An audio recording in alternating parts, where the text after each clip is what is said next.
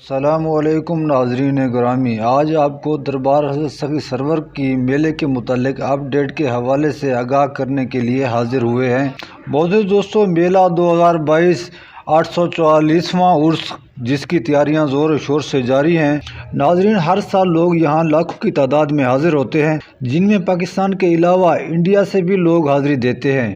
دربار حضرت سخی سرور پر لنگر بھی پکنے جا رہا ہے، اس کے متعلق بھی آپ کو اپ ڈیٹ سے آگاہ کرتا ہوں، اور یہ بھی آپ کو بتاتا چلوں کہ دربار حضرت سخی سرور کے برے صغیر میں 4 مقامات ایسے ہیں جہاں ان کا ٹھکانہ رہا ہے، وہاں بھی میلہ لگتا ہے۔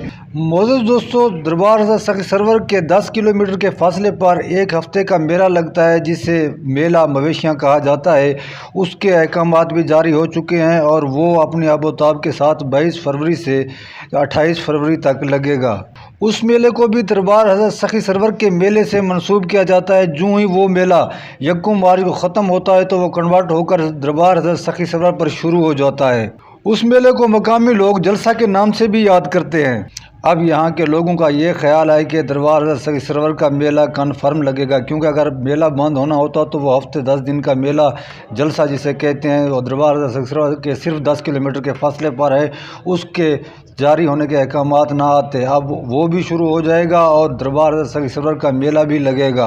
اور جو 22 رجب کو دیگیں کا عرس کہا جاتا ہے، جسے حضرت سخی سرور کے دربار پر بڑی دیگوں کو پکایا جاتا ہے، اس کے عرس پر بھی کوئی پابندی نہیں لگی۔ وہاں بھی لاکھوں کی تعداد میں لوگ 3 دن کے لیے آتے ہیں اور اپنا لنگر نیاز لے کر واپس چلے جاتے ہیں۔